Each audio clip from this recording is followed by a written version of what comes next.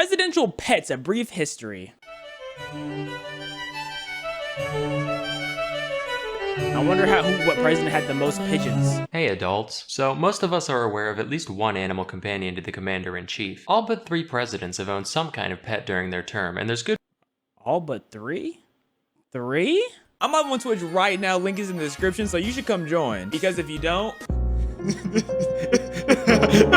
reason for that. Not only does a lovable mutt serve to humanize an otherwise larger-than-life figure, but their cute antics can also be a great distraction when needed. Huh? Drone strikes? Never heard of her. Hey, we're doing a photo op with this dog that shares a name with my vice president's son, cause you know, that's not weird at all. But as it turns out, dogs and cats are just the tip of the iceberg. There have been a lot of quadrupedal occupants of the White House, even without Miss Lewinsky. So today we'll be What do y'all think the craziest animal we're about to see? I think the craziest animal we're about to see is...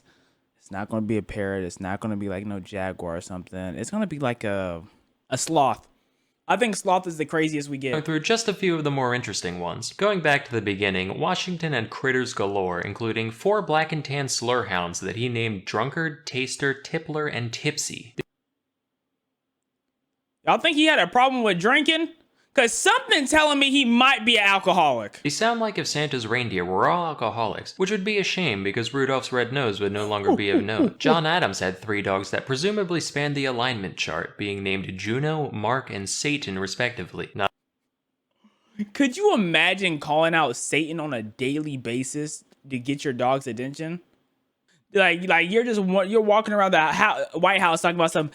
Hey, that's so yo. Not a joke. Jefferson kept around 40 sheep during his presidency, one of which was a 4-horned Shetland ram. Though nameless, said ram soon became famous for killing a young boy on White House grounds. Rather than immediately destroying the animal as we'd expect today, Jefferson just had it moved back to Monticello. It was the animal caught a body! Oh my gosh. Eventually put down, but only after it single-handedly killed several other rams at the estate, which just goes to show how Jefferson operated. Random child, not the best I'm not gonna lie though, but like, that ram really, he was made for like animal fights. Like, you know how like dog fights used to be a thing? Like that's what he's made for. He wanted that action. Y'all have to put him in the environment he could thrive in. Politics, but that can be forgiven. But my own property, that's a bridge too far, Rambo. John Quincy Adams' wife Louisa practiced sericulture, which is a fun word for silkworm keeping. As a side... Okay, silkworms actually is weirder than it's weirder than a sloth. No, it's not. No, it's not. Because silkworms are so easy to take care of. Like, how do you take care of a sloth? You know what I mean? Ram is like a ram, sheep. Those are easy to take care of. You don't see people with just sloths, though. I think sloth is so easy. No, sericulture has been going on since at least 3630 BC, which is kind of nutty, because that means we domesticated worms to turn their goo into clothes before we figured out how to ride a horse. Jackson had an African gray parrot named Paul, short for Polly, that would... Why is he busting in the top right? What's going on here? Apparently cursed like a sailor, probably thanks to the teachings of Old Hickory himself. Having outlived its owner, Paul ended up being removed from Jackson's funeral service after unleashing so much profanity that guests found it genuinely upsetting. He also kept roosters for cockfighting, which was acceptable at the time and still far... Cockfights. Hold up. Did he ever join? He ever put on his pants and start slinging around? I join. From the worst thing he's done morally. During Van Buren's term, the Sultan of Oman sent a variety of gifts to the president, among them being a pair of tiger cubs. He was like, this is badass, and desperately wanted to keep them in the White House. But the dickheads in Congress asserted that, due to a specific constitutional provision, gifts to the presidential office weren't for the man himself, but for the people. Van Buren said, fuck the people, them's my tigers, and got into a legal battle with the legislator over the issue, which he eventually lost. The tigers were subsequently sent to a zoo, and over 20 years later, Van Buren died of pneumonia, completely unrelated to this incident. Although Andrew Johnson had no du jour pets, he did befriend a family of mice he found in his bedroom, feeding them flour and grain and referring to them as the little fellows. It's an oddly wholesome thing to hear from someone who essentially set the trajectory for the next 100 years of black disenfranchisement. Mr. Johnson, we still have... You know what? Rats are alright, but black people...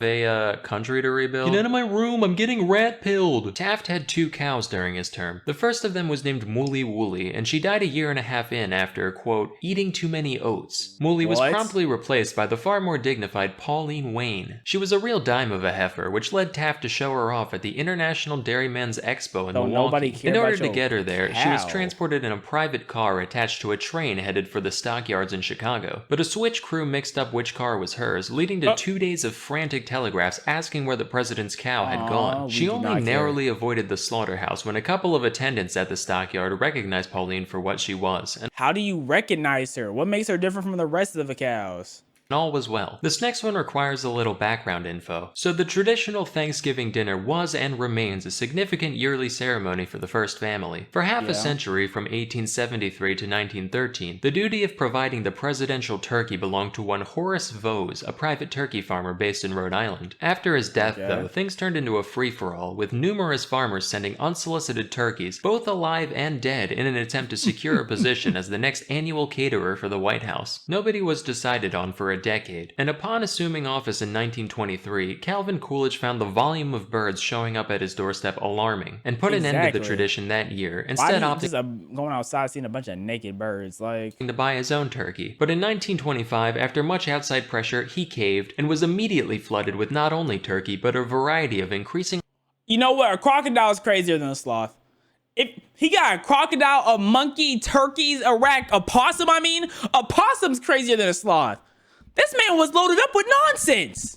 Exotic animals to eat. Among them was a live raccoon he received the following year. Coolidge was, at the time, blissfully unaware of the intricate dance performed on the palate between forward yet ephemeral gaminess and heady seductive musk when one submits himself to the experience of a toothsome raccoon fillet, and as such he decided to keep it as a pet instead. Dubbed Rebecca, the creature soon came to be a core member of the Coolidge family. She ate as well as any of them, being fed things like shrimp and I bet you Rebecca was racist too. Simmons, and she was particularly fond of eggs. Given free reign over the house, Rebecca's hobbies reportedly included unscrewing light bulbs, uprooting houseplants, and playing with wet bars of soap in the bathtub. She was so beloved that she even had her own treehouse built for her in the White House yard. When the Coolidges... What happened when Rebecca dropped the soap?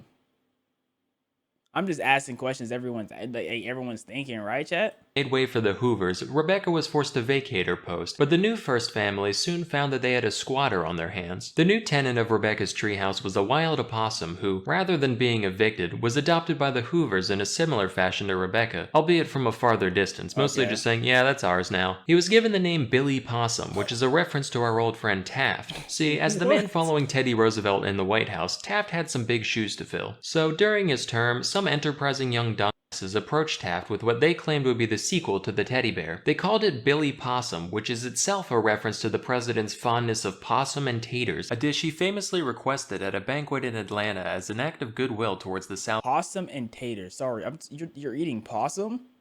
And its culture. Taft found the idea amusing enough that he gave the green light, and many thousands of Billy Possums were produced. Given their total obscurity today, it's clear these toys were a massive flop, and there's a few reasons for that. For one, trying to force fads at all is like trying to push water uphill, but also, the story of Roosevelt refusing to shoot a tied-up bear has a bit more symbolic poetry to it than, it's a possum cause he like possum, he a fat boy, eat him up good. Couple that with the constant character assassination that the opossum as an animal has received from ignorant urbanites, and it becomes obvious that this thing was doomed from the start. But anyway, that's where the Hoover opossum got his name, and his exploits were pretty limited outside of temporarily filling in as a mascot of a local high school. What? These presidents just had anything going on.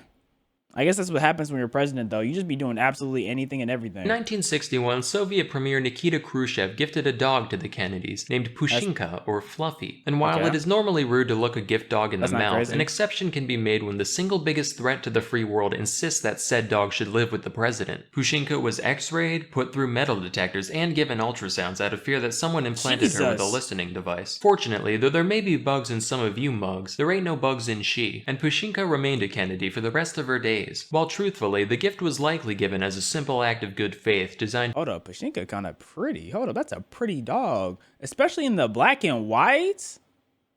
Is Pushinka photogenic? to reduce Cold War tensions. Pushinka was also the daughter of Strelka, who, during Sputnik 5, became the first mammal to make it back from space alive. Why did they send dogs to space? I'd like to think of it as more of a passive-aggressive space race flex. Like, yeah, our astronanimals are so alive, they're making babies even. Hope looking at this one constantly reminds you of where you stand. With that, I hope you found this highlight reel enlightening. It feels good to know that while Congress has always been a zoo, so too has the White House at times. That's all for today. Till next time, I'm... Beautiful video, man. Sam, gorgeously created video, but I just want to know why we sent dogs to space. Like, what did we gain from that? What did we gain? How much money was wasted to send dogs to space?